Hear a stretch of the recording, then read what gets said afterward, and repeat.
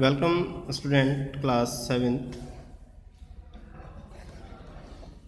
In our last video we discuss our chapter number 16, My Struggle for Education, written by Booker T. Washington, and we discussed about Booker T. Washington. Now turn to reading of this chapter. Let's continue.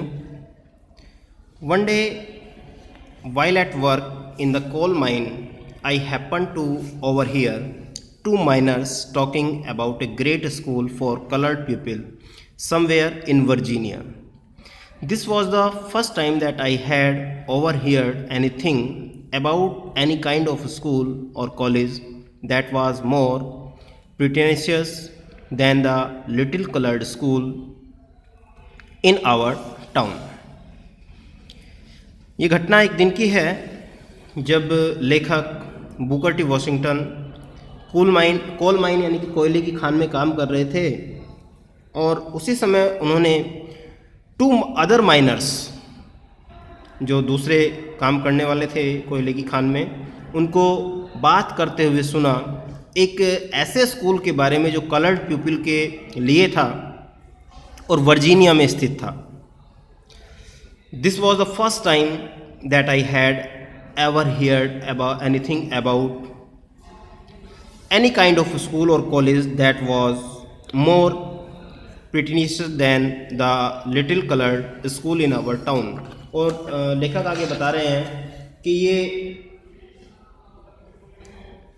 पहला school था जिसके बारे में मैंने सुना, जिसके पास ज़्यादा facilities थी, और हमारे गांव का जो कलर्ड सिटीजन्स के लिए स्कूल था उससे कहीं ज़्यादा मार्वलस उसको लगा.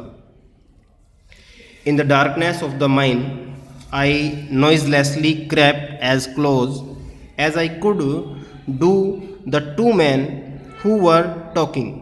I heard one tell the other that not only was the school established for the members of my race, but the opportunities were provided by which poor but worthy student could work out all or a part of the cost of board, and at the same time we taught some trade or industry.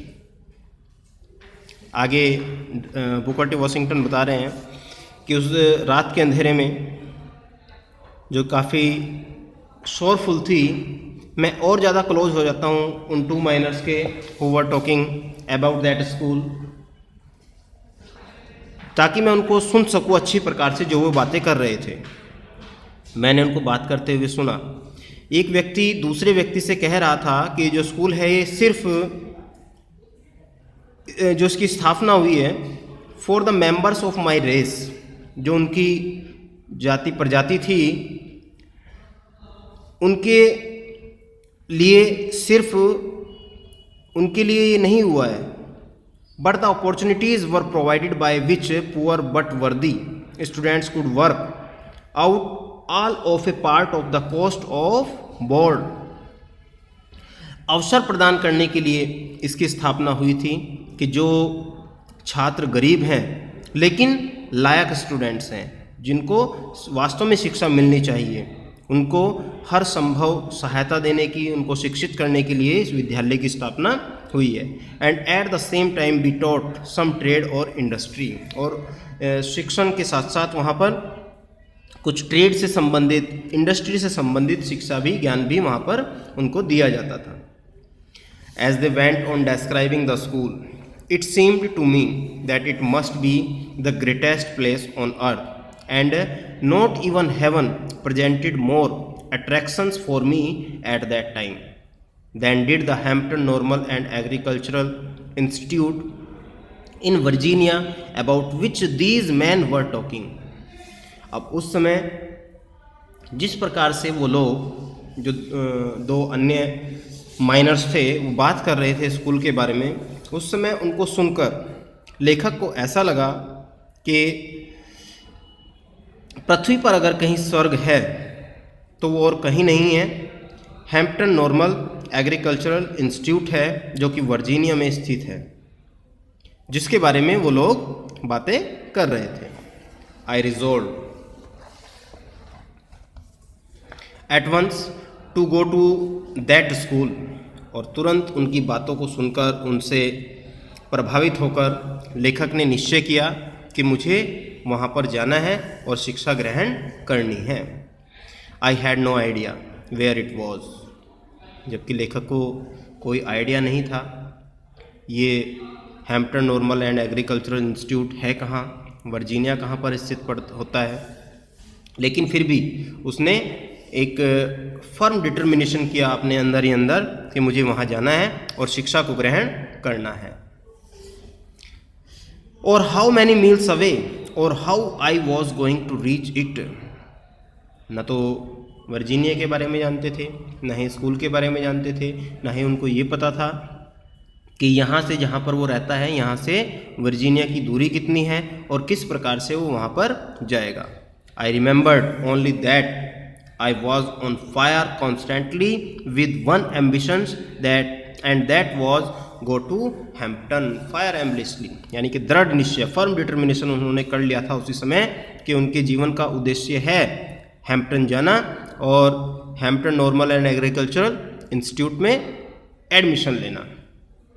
This thought was with me day and night, और उस दिन से एक ही विचार उनके मन में रहता कि मुझे हैम्पटन नॉर्मल एग्रीकल्चरल इंस्टीट्यूट में जाना है और वहाँ पर शिक्षा ग्रहण करना है। In the fall of 1872 I was determined to make an effort to get these, although as I have started I had no definite idea of the direction in which Hampton was or of what it would cost to go there. I do not think that anyone thoroughly sympathized with me in my ambition to go to Hampton unless it was my mother, and she was troubled with a grave fear that I was starting out a wild goose chase। 1872 के अंत की घटना है अब, जब लेखक ने एक प्रयास किया अपने निश्चय को प्राप्त करने का। यद्यपि लेखक ने जब अपनी यात्रा को प्रारंभ किया या प्रारंभ करने का निश्चय किया, उन्हें कुछ आइडिया नहीं था कि उन्हें किस दिशा में जाना है हैम्पटन के लिए, और वहाँ जाने के लिए उनके पास कितना धन होना चाहिए, कैसे कैसे वो वहाँ पर पहुँचेंगे। उनको इस प्रकार का कोई विचार नहीं था। वो नहीं उनका जो फैमिली थी, जो फैमिली मेम्बर्स थे, वो भी उनकी इस बात से सहमत नहीं थे वहाँ जाने की, कि जब उनका जो एम्बिशन है हैम्पटन पहुंचने का और वहाँ पर शिक्षा ग्रहण करने का, तो जब उन्होंने इस बारे में अपने परिवार से चर्चा की तो वो लोग भी उनकी इस बात से सहमत नहीं थे। लेकिन to go to Hampton unless it was my mother and she was troubled, यहाँ तक कि उनकी माँ भी समस्या में आ जाती है, बहुत ज़्यादा डर जाती हैं जब वो उनको अपनी इस इच्छा के बारे में बताते हैं। और उनकी माँ के अनुसार वो एक ऐसी जिद पर अड़े हुए थे जिस जिद को वो प्राप्त नहीं कर सकते थे, जिस चीज़ को वो प्राप्त नहीं कर सकते थे, ऐसे कार्य के लिए उन्होंने अपना एम्बिशन बना लिया था। At any rate I got only half hearted constant from her that I might start, और किसी प्रकार से अपनी माताजी को उन्होंने सहमत किया इस बात के लिए, वहाँ पर जाने के लिए, और माताजी ने भी अधमने ढंग से उनको सहमति दी और लेखक ने अपनी यात्रा को प्रारंभ किया। The small amount of money that I had earn had been consumed by my stepfather and the remainder of the family with the exception of a very few dollars, and so I had very little with which to buy clothes and pay my traveling expenses. The small amount of money that I had earned had been consumed by my stepfather and the remainder of the family. यानी कि जो कुछ भी उन्होंने धन कमाया था वो कंज्यूम हो जाता है, कंज्यूम कर दिया, यानी कि वो खर्च हो जाता है स्टेप मदर के, उसके स्टेप फादर के द्वारा, और जो उनका रहा साधन था कुछ स्टेप फादर के द्वारा हो जाता है और कुछ फैमिली पर उनका खर्च होता है।